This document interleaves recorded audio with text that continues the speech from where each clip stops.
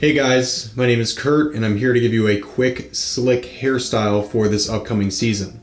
All you'll need is a spoon, a bowl, and 3 hair gels, a base, a wild, and a sport.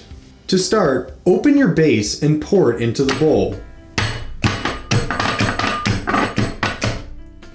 Next, take your wild and carefully dispense a small amount on top of your base. You can use a spoon if you need to. Finally, take your sport and add it to the mix.